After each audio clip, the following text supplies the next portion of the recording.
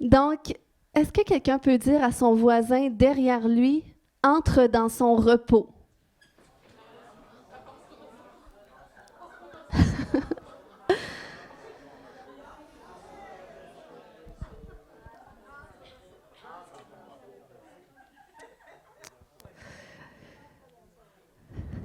Vous avez du fun le matin, c'est correct. Donc, c'est correct qu'on sert un Dieu vivant. Amen. Donc, j'avais parlé il n'y a pas si longtemps d'expérimenter Dieu comme Jiré. Puis, un aspect de Dieu, de Jéhovah Jiré, c'est le Dieu de repos qu'il est. Dieu, c'est comme on dirait un autre public. Dieu, il nous appelle à rentrer dans son repos. Puis, je crois qu'on est dans des temps dans lesquels on doit c'est indispensable d'apprendre à vivre dans le repos de Dieu. Parce qu'il y a tellement de raisons pour lesquelles on peut être agité, n'est-ce pas? Il y a beaucoup de choses dans notre quotidien qui sont hors de notre contrôle, des circonstances qui arrivent. Mais si on n'apprend pas à marcher dans le repos de Dieu, on ne tiendra pas la course. OK? On va finir soit par abandonner, soit par être crevé, finir couché dans le sable. Mais le Seigneur, il veut, il dit, ceux qui se confient en moi renouvellent leurs forces. Puis c'est dans sa présence qu'on peut renouveler nos forces. Puis dans sa présence, il y a un repos qui veut nous faire expérimenter. Puis honnêtement, c'est pas un message super cool que je trouvais que j'allais apporter, mais je ressentais, je sais pas qui a besoin d'entendre ce message-là, mais c'est comme si c'était juste ça qui me venait. Donc, si c'est juste pour une personne, gloire à Dieu. Mais sinon, je crois que ça peut tous s'appliquer à nous d'une certaine façon. Donc, pour parler du repos de Dieu, on va retourner un petit peu dans la parole de Dieu ce matin.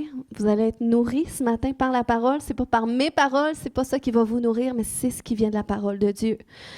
Puis, pour vous mettre dans le contexte du repos, la première fois qu'on en parle dans la Bible, je ne sais pas si vous vous en souvenez, mais c'est dans le livre de Genèse. C'est lorsque Dieu avait créé la terre en 6 jours. Qu'est-ce qui s'est passé le 7e jour? C'est qu'il s'est reposé. Il s'est reposé de toute son œuvre qu'il a accomplie durant les 6 jours. Puis, parce que Dieu s'est reposé le 7e jour, eh bien, lorsqu'il a délivré son peuple de l'Égypte, de l'oppression des Égyptiens, il voulait par la suite que le peuple d'Israël observe le 7e jour comme un jour de repos lui aussi. C'était comme un signe de l'alliance du peuple de Dieu, du peuple d'Israël avec Dieu. Dans le fond, on lit ça dans Exode 20 au verset 8 à 11. Où Dieu avait dit « Pense à observer le jour du sabbat, qui est le jour du repos, et fais-en un jour consacré à l'Éternel. Tu travailleras 6 jours pour faire tout ce que tu as à faire, mais le 7e jour est le jour du repos consacré à l'Éternel ton Dieu. Tu ne feras aucun travail ce jour-là, ni toi, ni ton fils, ni ta fille, ni ton serviteur, ni ta servante, ni ton bétail, ni l'étranger qui réside chez toi, car en 6 jours l'Éternel a fait le ciel, la terre, la mer et tout ce qui s'y trouve, mais le 7e jour, il s'est reposé. C'est pourquoi l'Éternel a béni le jour du sabbat et en a fait un jour qui lui est consacré. » Donc, il y avait un repos que le peuple d'Israël pouvait expérimenter dans le jour du sabbat, dans le 7e jour où est-ce qu'il choisissait ce jour pour être consacré à Dieu en faisant aucun ouvrage.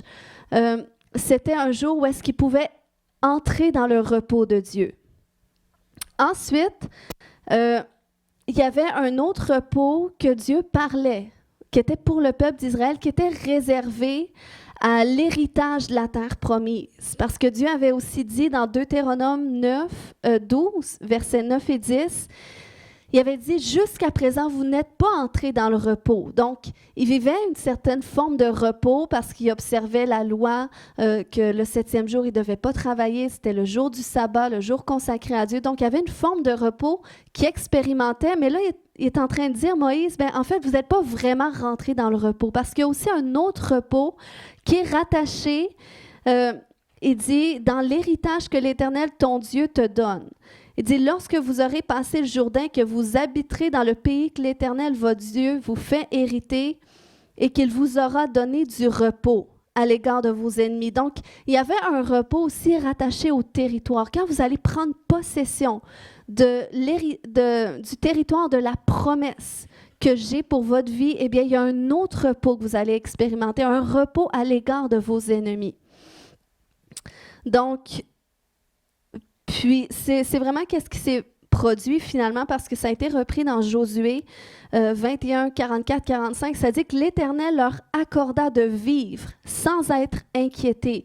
Et le terme inquiété, c'est le terme qui veut dire repos aussi, par aucun ennemi autour d'eux, comme il l'avait promis par serment à leurs ancêtres. Et ça dit qu'il leur donna la victoire sur tous leurs ennemis, aucun d'eux ne put leur résister. Vous voyez, à cause du repos, parce qu'ils étaient dans le repos de l'Éternel, il n'y a aucun ennemi autour qui ne pouvait leur résister. Donc, il y avait la victoire sur leurs ennemis à cause du repos, à cause du lieu de repos dans lequel ils se trouvaient. Et là, il a ajouté au verset 45, « Toutes les promesses de bienfaits que l'Éternel avait données au peuple d'Israël s'accomplirent, et aucune d'elles ne resta sans effet. » Donc, l'accomplissement des promesses était aussi un repos pour le peuple d'Israël. Il pouvait enfin se reposer.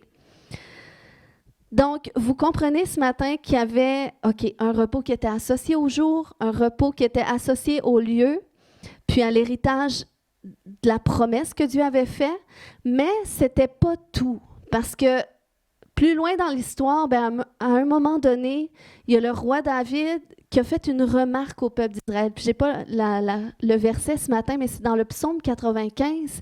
Puis c'est comme il met en garde le peuple d'Israël parce qu'il n'y a pas tout le peuple d'Israël qui est sorti de l'Égypte qui est rentré dans le lieu de repos. On le sait, parce que Dieu a dû faire périr la génération au désert parce que finalement, ils ne se sont jamais soumis à Dieu.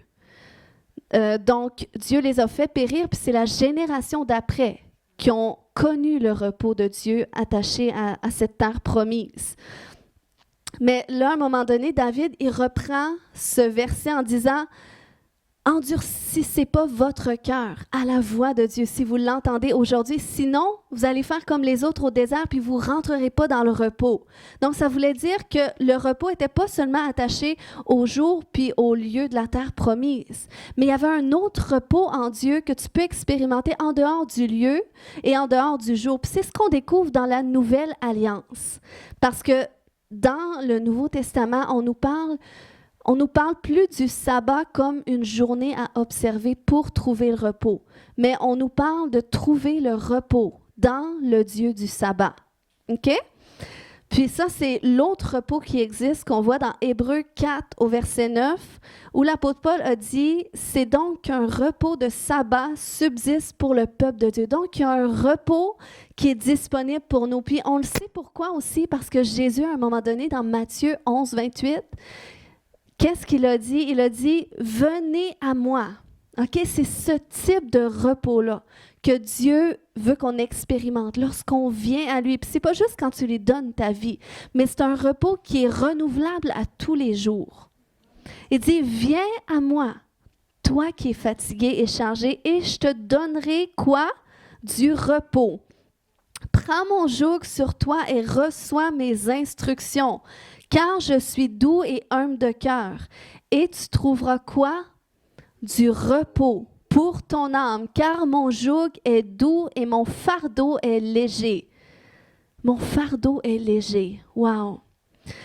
Donc ça, c'est le repos qu'on a accès à tous les jours. Puis, si j'en parle ce matin, c'est probablement parce qu'il y a des gens, peut-être pas vous, mais ceux à qui je parle en ligne, il y a des gens qui passent à côté du repos de Dieu à cause de toutes sortes de choses dans leur quotidien qui leur volent leur attention, qui viennent prendre la place de Dieu finalement. Puis il y a beaucoup de chrétiens, moi je trouve ça tellement triste de voir des chrétiens qui abandonnent la course, qui sont plus chrétiens, il y en a qui ont été chrétiens des décennies, puis qu'à un moment donné, ils décident d'abandonner Dieu parce qu'ils pensent que Dieu les a abandonnés. Puis pourquoi? Parce qu'ils n'ont jamais appris à rentrer dans ce repos. Puis on va voir 4 éléments qui nous empêchent d'entrer dans le repos de Dieu ce matin. Premièrement, il y a une mauvaise conception de Dieu. Parce que souvent, c'est ce qui nous empêche de vivre une vie chrétienne qui porte du fruit. C'est notre conception de Dieu.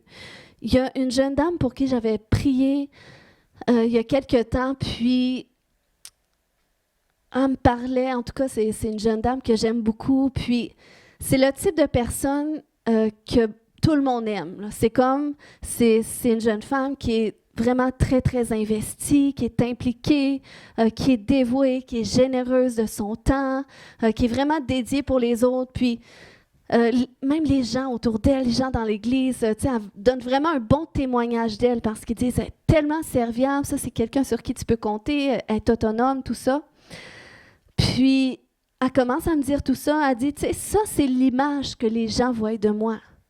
Mais elle dit, tu sais, elle dit, je sais que moi, je ne fais pas ce que je devrais faire. Je sais que Dieu n'est pas content de moi.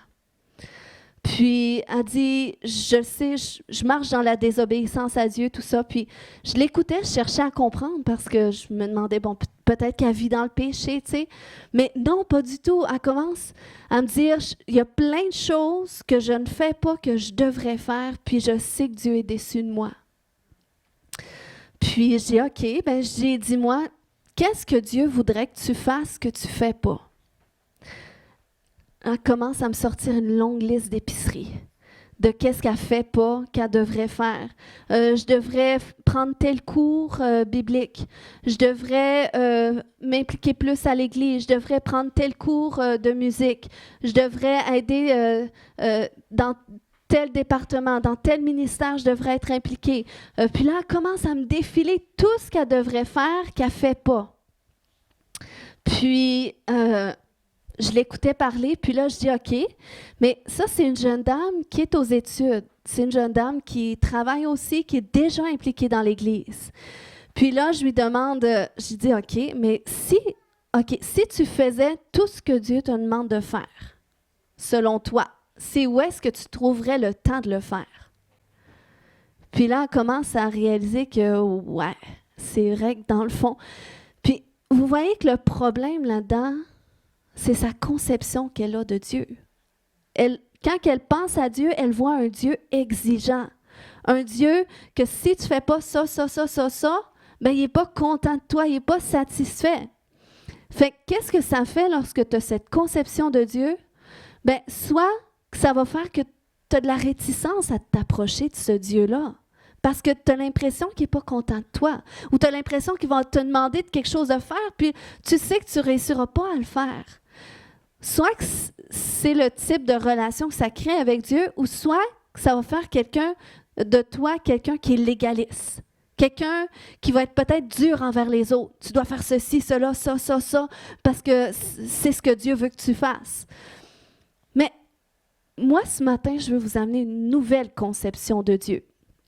Souvent, on a une mauvaise conception de Dieu à cause du Père qu'on a eu. OK? C'est vraiment ça, parce que vous voyez dans le passage que j'ai lu tantôt dans Matthieu 11, 28, Jésus il dit, « Venez à moi, vous tous qui êtes fatigués et chargés. » Il dit, « Je suis doux et humble de cœur. » Il dit, « Vous recevrez du repos pour vos âmes. Mon fardeau est léger. » Donc, Dieu ne veut pas te mettre des fardeaux. Il ne veut pas t'imposer des fardeaux. Mais il veut te décharger, au contraire, lorsque tu viens à lui. Donc, c'est une toute autre conception de dire, Dieu n'est pas comme sévère, puis c'est le gros jugement si tu n'as pas fait qu'est-ce que tu devais faire. On sert un Dieu d'amour. Il dit qu'il est humble. Donc, vous voyez, la conception de Dieu, elle est très importante, puis c'est ce qui peut nous empêcher d'entrer dans son repos parfois. Amen. Ensuite de ça, une deuxième chose, c'est lorsqu'on endurcit notre cœur à la voix de Dieu. On voit dans Hébreux 3.8, l'apôtre Paul a dit « Aujourd'hui ». OK? Dis à ton voisin « Aujourd'hui ». Si vous entendez la voix de Dieu, ne vous endurcissez pas, comme l'ont fait vos ancêtres lorsqu'ils se sont révoltés dans le désert et qu'ils ont voulu forcer la main de Dieu. Donc, le mot « endurcissez », ne vous endurcissez pas, c'est le mot scléruno, qui veut dire obstiné, opiniâtre. Opiniâtre, ça veut dire, savez-vous ce que ça veut dire? Vous ne savez pas ça? Non, ça veut dire tenace dans ses idées, têtu. Je suis certaine qu'il n'y a personne qui est comme ça ici. Amen, on a des gens humbles. On va prier ce matin. Il dit, si vous êtes têtu, Si vous entendez la voix de Dieu, ne soyez pas têtus. Ne soyez pas obstinés. Je suis certaine que ça vous arrive jamais. Ça peut m'arriver. Ça m'est déjà arrivé. Mais souvent, il y a des gens qui n'entendent pas la voix de Dieu. Parce que justement, leurs idées prennent trop de place. Leur façon de voir, leur façon de faire, leur façon de fonctionner, que ça l'endurcit leur cœur et ça les empêche d'entendre de Dieu. Mais puis quand ça t'empêche d'entendre de Dieu, quand ça endurcit ton cœur, ça fait que tu ne peux pas rentrer dans son repos. OK? Puis, on doit faire attention à ça. Puis, je vous dis, c'est la présence de Dieu. OK? Plus qu'on passe du temps avec le Seigneur, c'est lui qui va désendurcir notre cœur. Parce qu'on a tous, on est tous têtus à certains niveaux. Il y en a qui le sont plus que d'autres. Mais on a tous un certain niveau d'orgueil, un certain niveau de contrôle. Mais le Seigneur, il veut venir renverser certains schémas pour désendurcir notre cœur, pour que notre cœur soit sensible à sa voix puis qu'on puisse rentrer dans son repos. Tu sais, c'est comme Saül. Lorsqu'on lit dans la parole de Dieu, il avait reçu l'onction pour être roi, puis son problème avec Saül, c'est qu'il voulait faire il était têtu, hein? Et même si Dieu avait dit, écoute, quand vous allez prendre possession de ce territoire-là, tu rases tout sur ton territoire, tu gardes aucun homme, aucune femme, tu gardes aucun animal, tu rases tout. Quand il a dit ça, Saül, rendu là, il a dit « Wow, on va garder tel animal, t'as vu, ça, on s'en débarrassera pas. » Donc, pour lui, c'était une bonne idée. Puis, il ne voyait pas de mal à ça. Mais il a endurci son cœur à qu'est-ce que Dieu avait demandé. Puis souvent, c'est ça. Dieu met quelque chose dans ton cœur, mais nous, on rajoute par-dessus, puis on dit, non, gars, on va faire ça de même. Mais tu sais dans ton cœur que Dieu, c'est pas ça nécessairement qu'il a dit.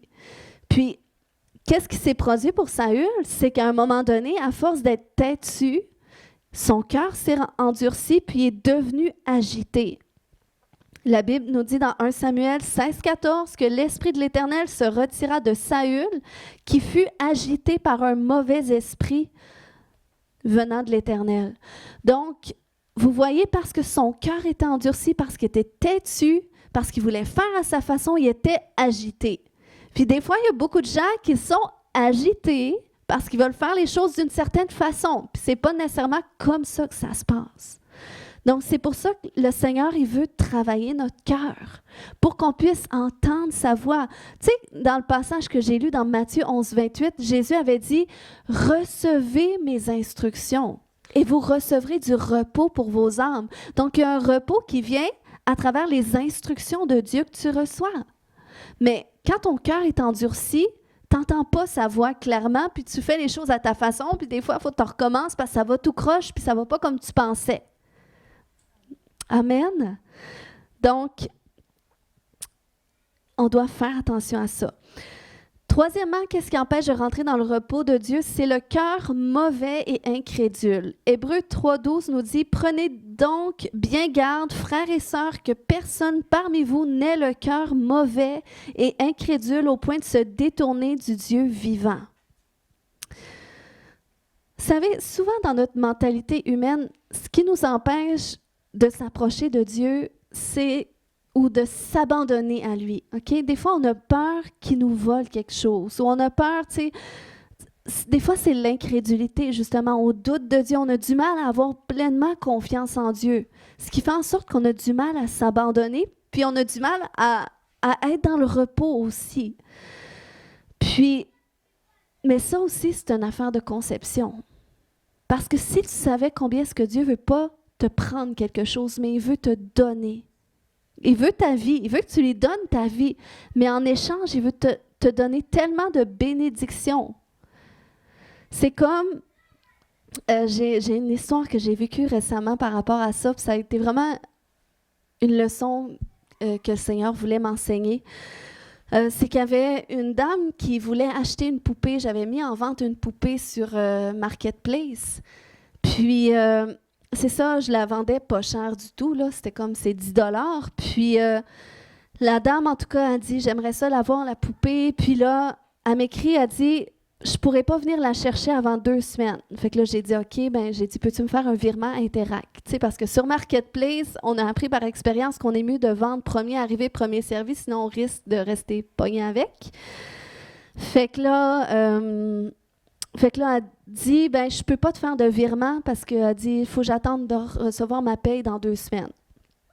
Fait que là, ça reste comme ça, mais là, la compassion, tout ça, fait que je me dis, pour 10 je vais lui donner tant qu'à ça. Fait que là, je lui ai réécrit, j'ai dit, ben écoute, je vais vous la donner, la poupée. J'ai dit, venez la chercher quand vous voulez. Puis là, elle dit, OK. Puis là, elle s'est comme ouverte à moi. Elle dit, en fait, c'est pas... Tu sais, la poupée, je la veux pour moi. Elle dit, parce que j'ai essayé longtemps d'avoir des enfants, puis c'est comme un signe pour moi, tu sais, du bébé que j'ai pas eu. Fait que là, moi, quelqu'un me dit ça, c'était une belle porte ouverte. Fait que là, j'envoie un message vocal. Je dis, ouais, je comprends. En tout cas, merci de votre ouverture, tout ça. J'ai dit, mais en tout cas, ça me ferait vraiment plaisir de pouvoir prier pour vous. Puis, en tout cas, j'ai envoyé un beau petit message. Elle me répond presque tout de suite. Elle dit, merci pour votre message. Elle dit, j'ai arrêté, dès le mot prière que vous avez dit, j'ai arrêté d'écouter. Elle dit, moi, ça ne m'intéresse pas, je ne veux pas entendre parler de religion, ça m'a fait souffrir, tout ça. Fait que là, j'ai dit, OK, ben, je dis, pas de problème. Fait que je me suis dit, je vais m'en reprendre, mais qu'elle vienne chercher la poupée. Fait que je voulais pas la faire fuir avant. Fait que c'est ça, finalement, elle vient 2 semaines après. Puis là, avant qu'elle arrive, là, je disais, Seigneur, tu sais, je voudrais lui donner quelque chose. Je pourrais lui donner mon livre, tu sais, le livre que j'ai écrit de mon témoignage. Je trouve que c'est une belle façon d'introduire quelqu'un à Dieu. Fait que là, je me disais, je veux pas juste lui donner ça. Puis là, bon, ça me coûtait un peu, mais là, je me disais, bon, vu qu'elle est dans le besoin, je vais y mettre un 50 $ à l'intérieur du livre. J'y mets 50 $. Puis là, je prends soin d'y écrire un beau mot. Tu sais, j'ai Seigneur, donne-moi une parole pour elle. Puis là, j'ai écrit un beau mot d'encouragement.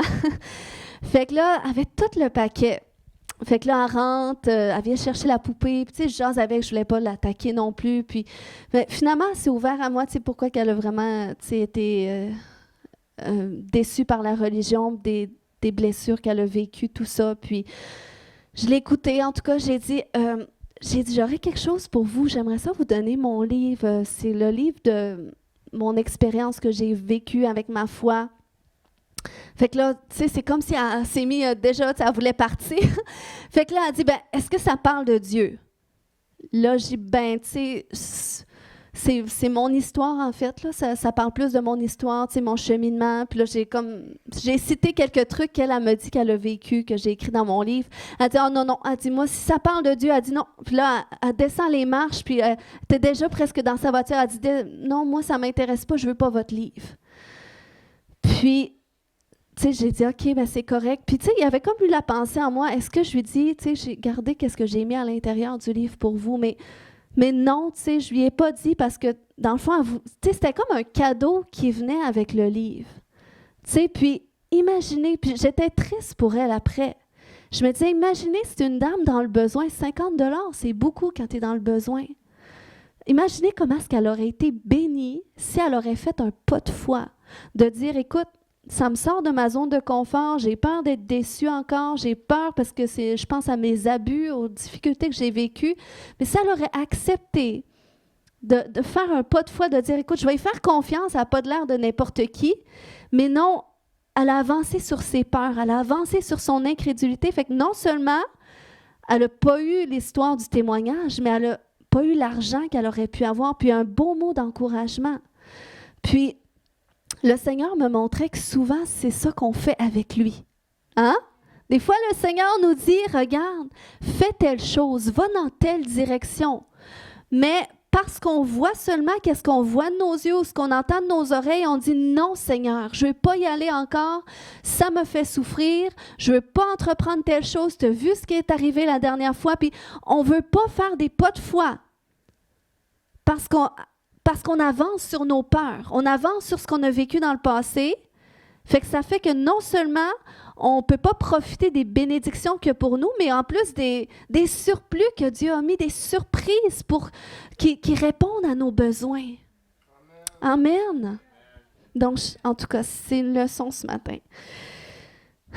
Amen, Seigneur. Je prie que s'il y a des choses, j'ai à cœur de prier maintenant, Seigneur, s'il y a des choses dans notre vie que tu nous demandes de faire, s'il y a une direction dans laquelle tu nous pousses, puis Seigneur, on est réticent parce que c'est la peur qui parle en nous.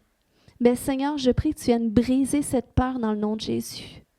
Donne-nous, Seigneur, un regain de foi, de courage, qu'on se fortifie, qu'on prenne courage et qu'on avance dans la direction que tu veux qu'on avance d'une façon encore plus abandonnée à toi, d'une façon plus soumise à toi, sachant, Seigneur, que ce que tu veux, c'est notre bien.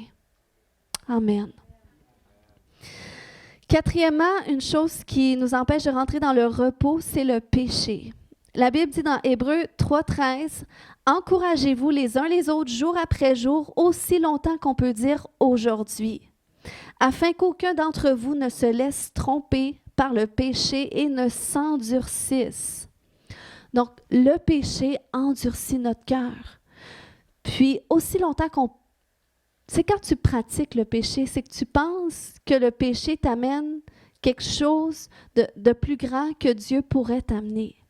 Mais plus que tu t'approches de Dieu, et plus que le désir de péché s'en va, c'est là que sa grâce fait effet. C'est pour ça qu'on a tellement besoin, en tant qu'enfant de Dieu, d'apprendre à s'approcher de Dieu. C'est comme, la Bible nous dit dans 1 Jean 3,6, « Quiconque demeure en lui ne pêche point. Quiconque pêche ne l'a pas vu et ne l'a pas connu. » Donc, quand tu vis dans le péché, quand tu fais des choses qui te détruisent toi ou qui détruisent d'autres, parce que c'est ce que ça fait le péché. Le péché, ça ne t'apporte rien de bon au final. Quand tu prends le temps d'imaginer ce que ça t'apporte. Mais il dit que quand tu demeures en lui, tu ne pêches pas. Donc, ce n'est pas que quand tu demeures en Dieu, Dieu commence à te taper sa tête avec une baguette, dire « là, tu ne pêches pas ». Non, mais c'est que le désir de pécher s'en va. C'est que qu'est-ce qui te rendait asservi? Les liens de servitude, ils viennent qu'à tomber plus que tu t'approches de Dieu. C'est ce qu'on doit apprendre à faire.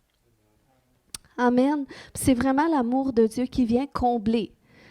Qu'est-ce qu'on cherche à combler humainement par le péché. Et ça, on a besoin parce que c'est sûr, ça nous garde d'entrer dans le repos de Dieu. Amen.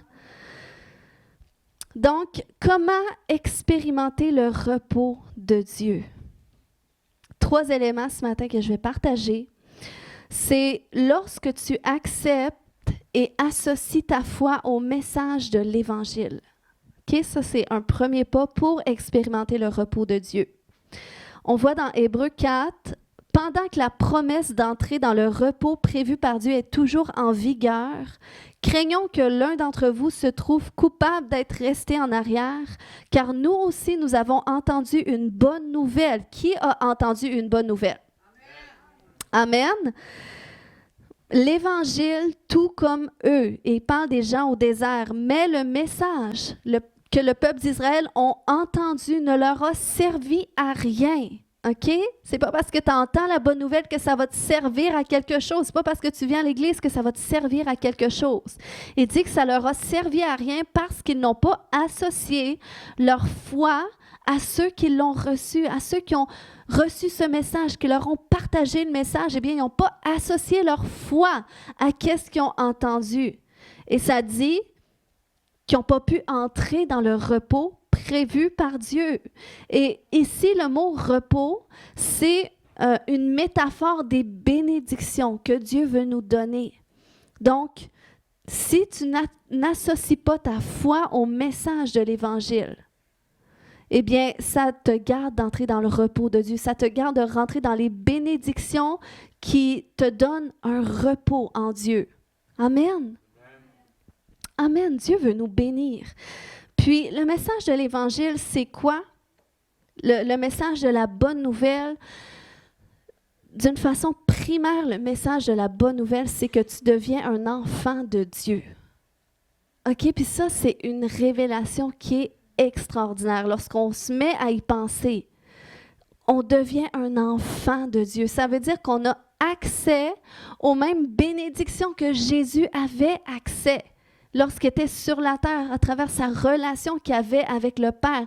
Ça veut dire qu'on peut avoir la même relation que Jésus avait avec le Père. Donc, c'est pour ça qu'il y a toujours des versets pour nous rappeler tout ce que vous demanderez en priant.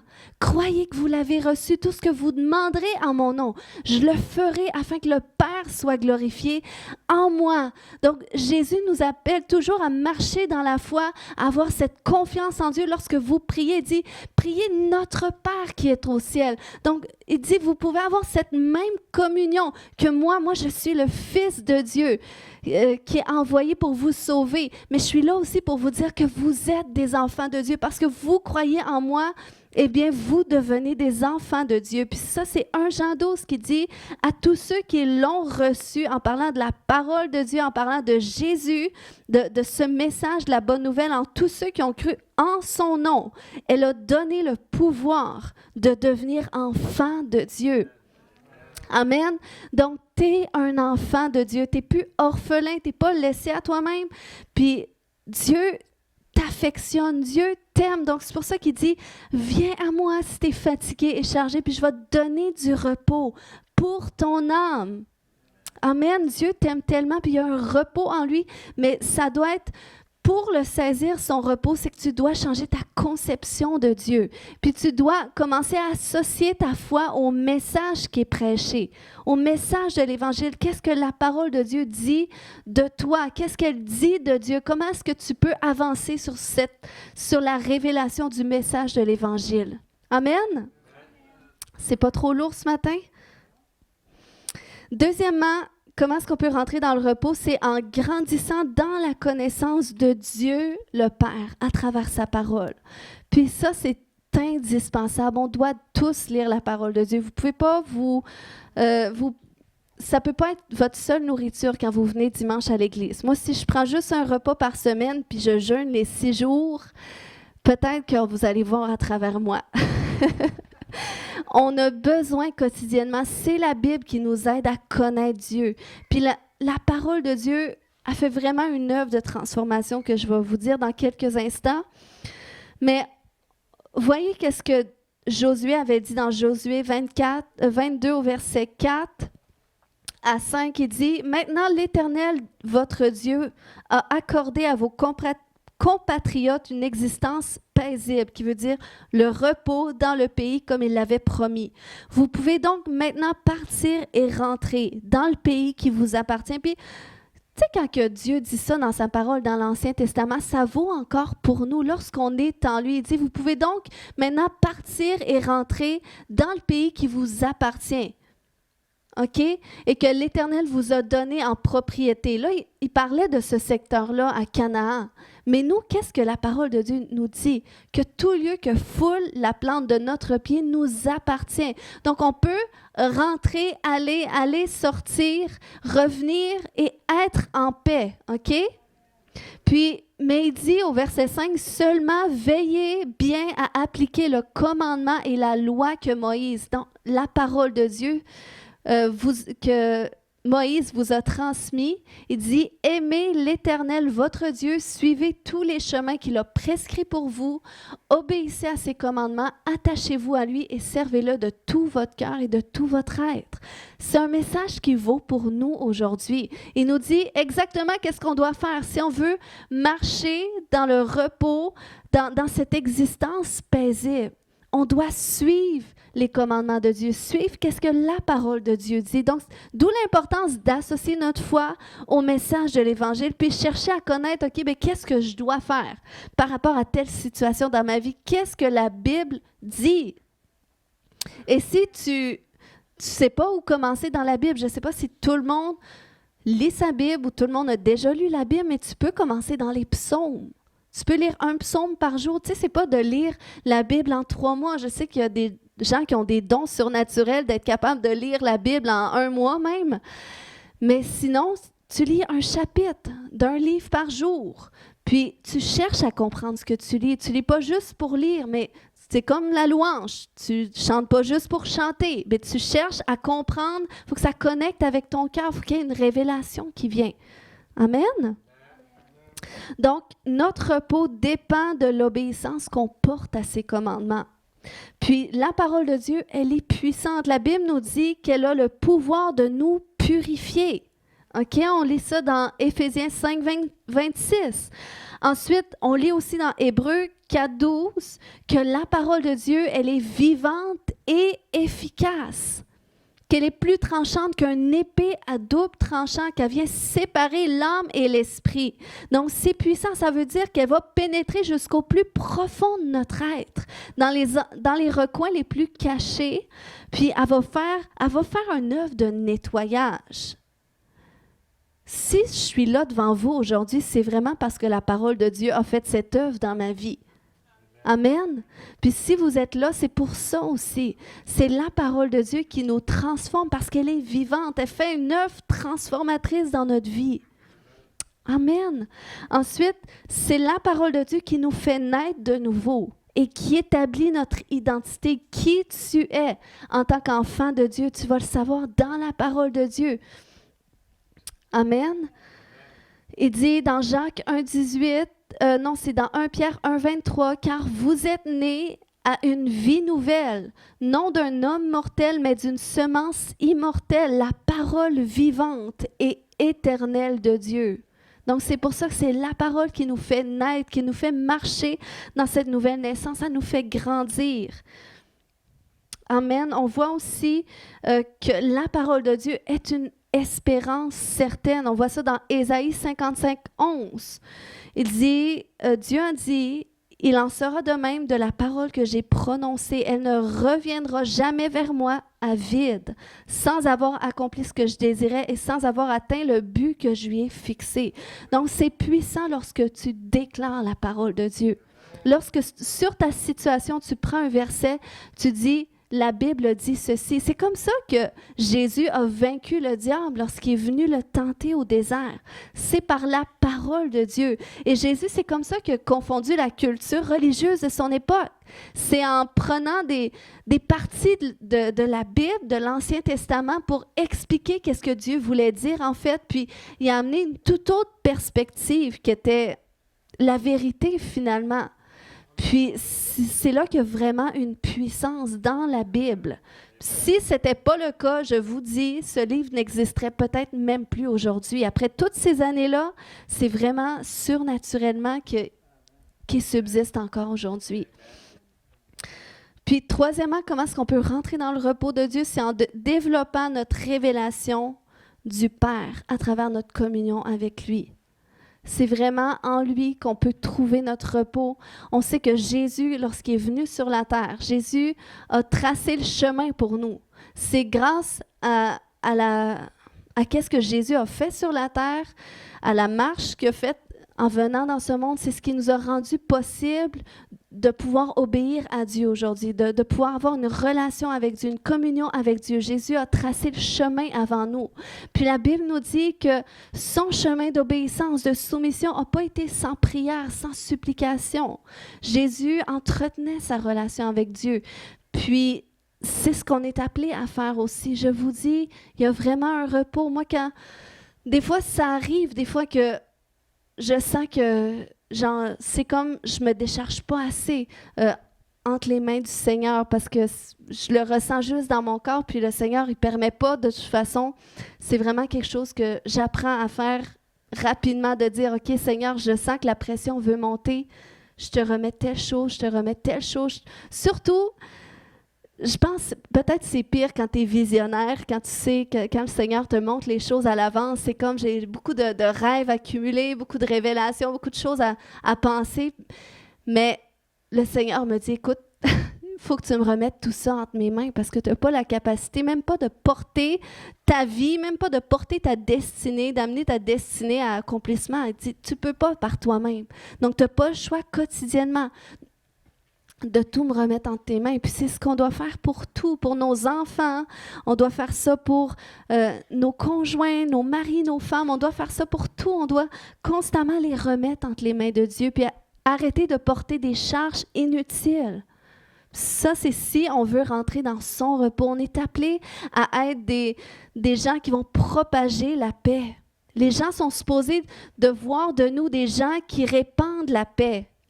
Hein? Quand les gens parlent de vous, est-ce qu'ils disent « Wow, je me sens tellement paisible dans sa présence ». C'est ce que les gens devraient dire de vous. C'est ce que vous devriez dégager.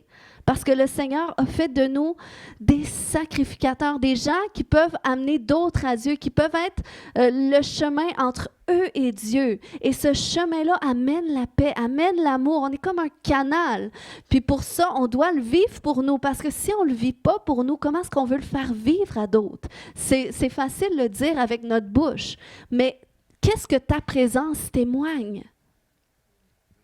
Puis, on est appelé à être des gens qui marchent dans ce repos, qui sont conduits dans ce repos, parce que on va en entendre des mauvaises nouvelles, on va en voir des choses, on ne sait pas qu'est-ce que l'année 2024 nous réserve. Mais si on prend la décision qu'aujourd'hui, ben moi, je veux marcher dans le repos de Dieu, puis c'est à tous les jours qu'on doit renouveler cela. C'est pas pour moi cette semaine, je vais marcher dans le repos. Non, c'est à tous les jours. À tous les jours, on doit se rappeler, écoute, moi j'avance dans le repos de Dieu. Je fais du très haut ma retraite. Amen. Donc, tu dois avancer comme ça avec Dieu parce que sinon, tu vas être agité. Puis, si je vous partage tout ça ce matin aussi, c'est parce que le Seigneur m'avait montré au début du mois qui nous amène dans une phase d'accélération. Qui veut vivre une accélération ici? Amen. Amen. Amen. Dieu nous amène dans une phase d'accélération. Donc, tout ce qui a pris du temps, OK? Le mois passé, les mois passés, tout ce que ça a été long avant que ça débloque, le Seigneur va amener une accélération soudaine.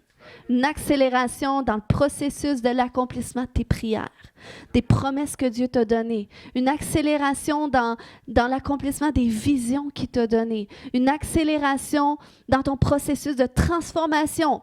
OK? Peut-être que ça fait longtemps que tu essaies de te débarrasser d'un quelque chose, d'une habitude, d'un comportement. Accélération. OK? Maintenant, ça va y aller, puis tu vas te défaire de ça, tu vas aller du point A au point B rapidement. C'est ce que Dieu veut faire. On sert un Dieu de miracle. Si tout était... faut un moment donné, il faut bouger sur la foi aussi, parce que si on partage juste des trucs qui sont humainement possibles, c'est où ce que Dieu peut agir. Dieu aime intervenir pour avoir la gloire. Amen. Puis il aime qu'on reconnaisse, qu'on dise « Wow, ça c'est vraiment Dieu qui agit » parce que humainement, c'est impossible. Donc le Seigneur veut amener cette accélération-là dans notre vie. Mais pour ça, on doit associer notre foi. OK? Déjà, tu dois associer ta foi à cette parole-là de dire, eh bien, moi, je veux voir une accélération dans telle chose. Je sens, Seigneur Dieu, que ça, c'est pour moi. Parce qu'il veut le faire. Là. Tu sais ce matin qu'il est ton bon papa, qu'il est un Dieu de repos, qu'il est un Dieu qui veut décharger tes fardeaux, puis qui veut te propulser, il veut te promouvoir, il veut te mettre au devant parce qu'il est content de toi. OK? Est-ce que tu sais que Dieu est content de toi? Amen. Il est content de toi. Il veut te bénir. Il veut que tu sois content aussi. Puis il veut que tu sois indulgent aussi envers toi. Amen. Parce qu'il sait que Dieu, il sait qu'on est faible. OK? Il sait qu'on est juste des êtres humains. Il sait qu'on ne peut pas le faire s'il n'est pas avec nous, s'il ne marche pas avec nous. Puis Dieu est tellement content de toi parce que c'est pour ça qu'il avait créé Adam. C'était pour marcher avec Adam. C'était pour être avec Adam dans le jardin. C'est pour être dans tout ce qu'il allait faire. Mais c'était rendu impossible à cause du péché. Donc, c'est pour ça que quand il a envoyé Jésus sur terre, ben, Dieu était tellement content parce qu'il savait que, waouh, à nouveau, je vais pouvoir marcher avec l'homme, lui, qui va se tourner vers moi. Puis, il n'aura plus besoin d'apprendre les 10 commandements par cœur, de les répéter, de donner des sacrifices. Non! Une fois pour toutes, le sacrifice va être fait. Une fois pour toutes, la loi, les commandements, je vais toutes les écrire dans son cœur par le Saint-Esprit. Donc, ça sera plus compliqué. Donc, c'est ça le message de la bonne nouvelle à laquelle on doit associer notre foi. Amen. Puis, le Seigneur veut que tu comprennes, parce que moi, je n'ai pas envie que tu sois comme Saül, que tu restes le cœur endurci, puis quand tu viens à l'église, ça fait juste apaiser tes esprits, mais quand tu ressors, ben, les esprits reviennent, puis l'agitation monte aussi. À un moment donné, il faut que tu passes à un autre niveau. Amen. Une question, est-ce qu'on peut attendre? OK. OK, plus tard peut-être, c'est bon.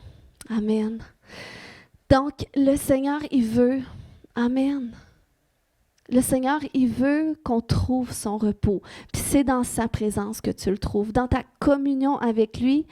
Puis, quand tu expérimentes son repos dans sa communion, dans ta communion avec lui, le Seigneur va te faire connaître à lui, il va te faire connaître son cœur. Puis c'est comme ça qu'il va te désendurcir. C'est comme ça qu'il va te montrer, quand tu vois la petite chose là, que c'est là, ça ne devrait pas être là. Puis Dieu, il te le dit tellement avec amour, tellement avec douceur. Puis là, tu dis, ouais, mais Seigneur, je ne suis pas capable, c'est difficile. Demande-lui, je vais le faire pour toi. Dieu, il est doux comme ça. C'est Jésus qui l'a dit. Il dit, je suis doux et humble de cœur. Donc, c'est pas juste moi, là, OK? Dieu est comme ça. Puis, OK, mais Seigneur, je te le donne, c'est difficile. Puis, le Seigneur, c'est comme ça qu'il te transforme. Moi, c'est tellement rendu une habitude, je vous dis, pour moi, que je peux même pas rester longtemps sur une mauvaise pensée ou une mauvaise action parce que tout de suite, pourquoi? Parce que j'ai appris à être rapide, à laisser Dieu me reprendre, dire, tu sais, m'enseigner. On doit développer cette sensibilité, OK? On a 3 voix qu'on peut entendre. On a celle de Dieu, on a notre voix, puis on a celle de l'ennemi. Puis c'est important qu'on apprenne à les discerner. Puis ça, c'est la parole de Dieu qui nous aide à discerner. Quelle voix nous parle? Donc, c'est pour ça qu'on doit lire la Bible. Puis quand tu apprends, tu sais, tu te rends compte que, oups, j'entends trop l'ennemi, ben là, peut-être j'ai des forteresses à renverser pas mal. Peut-être qu'il y a beaucoup de mensonges que je porte en moi. J'ai peut-être besoin de guérison, j'ai peut-être besoin de délivrance. Puis, mais sinon, ça fait un renouvellement quand tu lis ta parole. Amen. Puis Dieu vous aime tellement qu'il veut vous faire entrer dans son repos aujourd'hui. Amen. Je peux laisser ma sœur Caroline témoigner.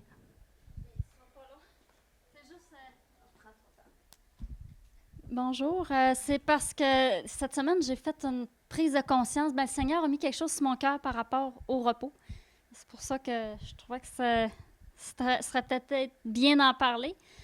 Moi, ceux qui ne le savent pas, je fais de la fibromyalgie, puis c'est un peu dans la même famille que la fatigue chronique. Fait que ça arrive souvent là, que je suis fatiguée, de la misère à fonctionner, faire la vaisselle, puis ça m'est arrivé la semaine passée, puis là, on dirait que j'ai essayé de voir ça autrement. Je me suis dit, là, en ce moment, je ne suis pas guérie encore. Je sais qu'un jour, le Seigneur, il veut que je sois guérie puis que je sois bien.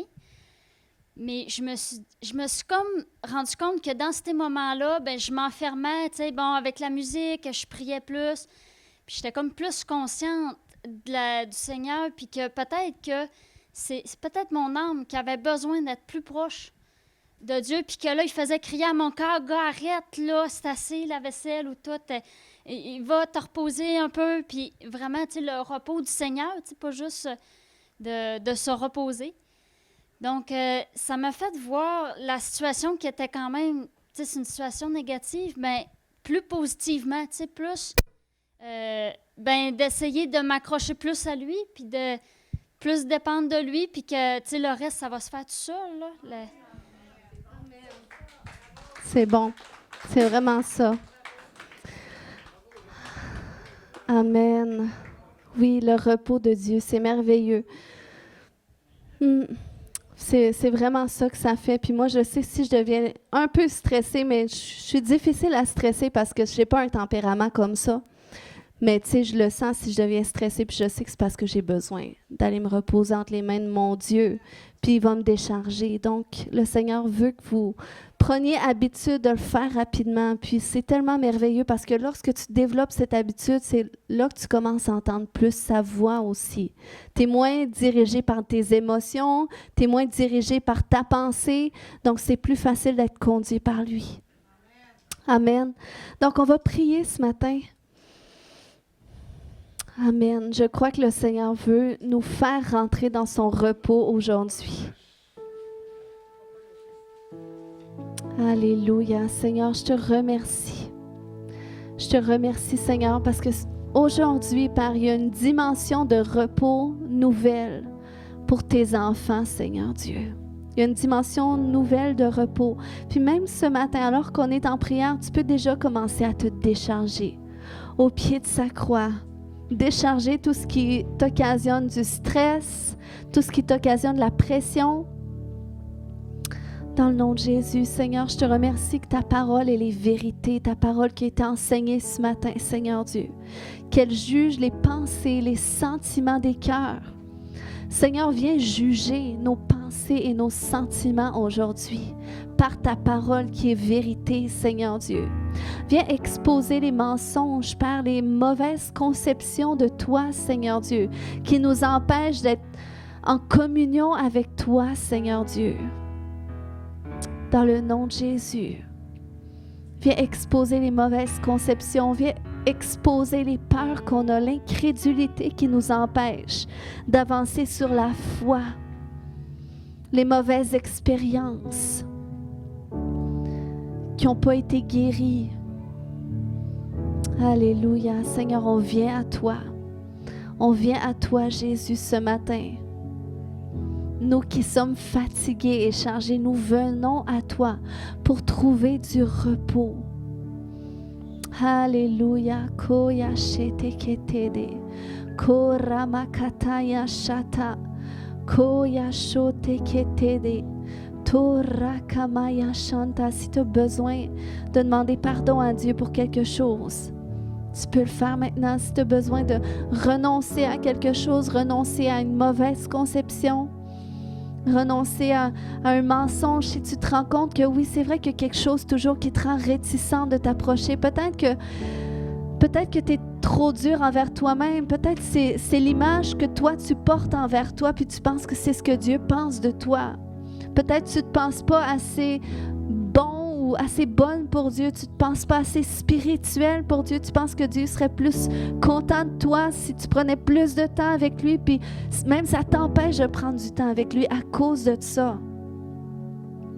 Mais Dieu dit, je suis toujours avec toi. Je suis toujours avec toi. Koya shete maye shekete. Torakamaya shata. Koya shoto koto, Seigneur Dieu. Fais-toi connaître à nous ce matin. Fais-toi connaître à nous. Fais-toi connaître à nous tel que tu es. Dans le nom de Jésus, tu es notre papa. Nous sommes nés pour toi. C'est toi qui nous as fait naître de nouveau en Jésus pour qu'on soit entier à toi. Koya shantamarekete. Koya shantamarekete. Je viens briser le pouvoir de toutes ces mauvaises conceptions.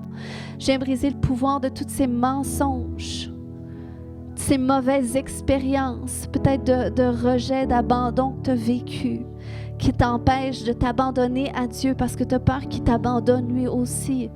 Dans le nom de Jésus, je viens briser toutes ces peurs de l'abandon. Tout ce qui endurcit ton cœur à Dieu parce que tu as souffert. Tu as souffert peut-être de ta relation avec ton propre père. Fait que ça rend ton cœur endurci face à Dieu parce que tu dis, mais regarde mon propre père, qu'est-ce qu'il fait? Qu'est-ce que ce père-là pourrait faire de mieux? En plus que je ne le vois pas. Alléluia, mais c'est dans ton cœur que Dieu fait une œuvre. C'est dans ton cœur qui vient te combler, qui vient te transformer, qui vient te changer, qui vient te remplir, qui vient déverser ton amour. Koya shoto marekete, koya shata marekete yeshete, koya shanta. Mets ta main sur ton cœur ce matin. Dis, Seigneur, viens guérir mon cœur de toute mauvaise expérience, de toute mauvaise conception, de toute peur.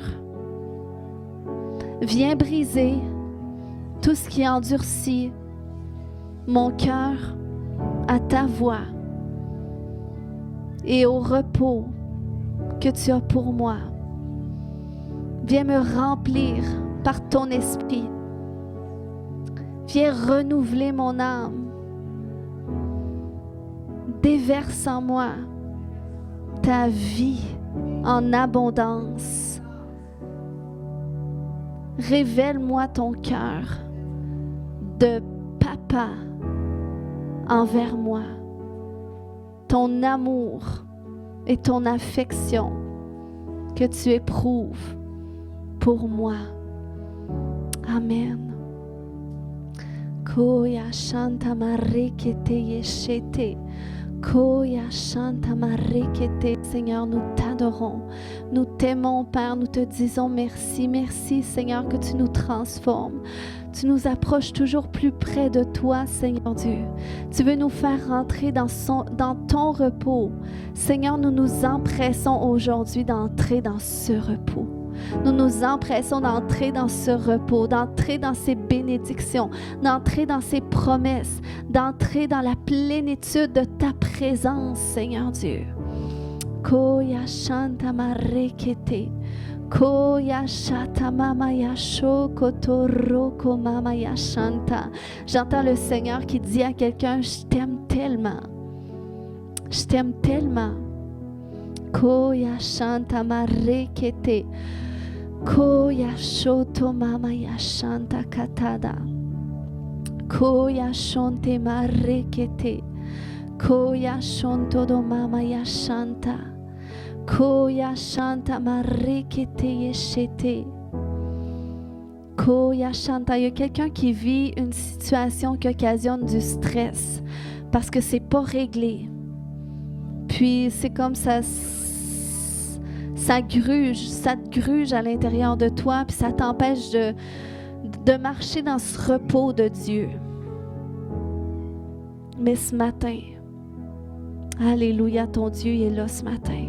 Ton Dieu est présent puis il veut changer ta circonstance ce matin. Afin que tu ressortes d'ici avec la paix que c'est accompli, avec la paix que Dieu s'occupe de ce dossier dans le nom de Jésus. Alléluia. Alléluia. Est-ce que tu crois que Dieu peut faire un miracle dans cette situation? Koya shata marekete yeshete. Koya shanta marekete. Koya shanta. Alléluia. Je prie avec vous ce matin. Je pense que ça concerne plusieurs personnes. Mais ce matin, on prie en unité d'esprit. Alléluia. Seigneur, tu dis que là où est-ce que 2 ou 3 sont assemblés en ton nom qui te demande quelque chose, tu vas les exaucer. Alors, Seigneur, on prie en unité. Seigneur, je prie que ce dossier se règle favorablement pour tes enfants dans le nom de Jésus. Je prie, Seigneur, pour une réponse favorable envers eux dans le nom de Jésus. Alléluia. Alléluia. Alléluia. Dans le nom de Jésus, remets cette chose à Dieu. Remets cette chose à Dieu dans le nom de Jésus. Je défais tout ralentissement, tout ce qui s'élevait contre toi dans le nom de Jésus. Si tu as fauté, si tu as fait quelque chose de mal, je considère que tu demandes pardon à Dieu et que Dieu accepte ton pardon, qui dit « Ok, je prends ton dossier en charge et ça change maintenant en ta faveur, dans le nom de Jésus. » Merci Seigneur que c'est la justice que tu exerces envers tes enfants. Au nom de Jésus, Amen. Amen. Alléluia. Est-ce qu'on peut acclamer notre bon Dieu ce matin?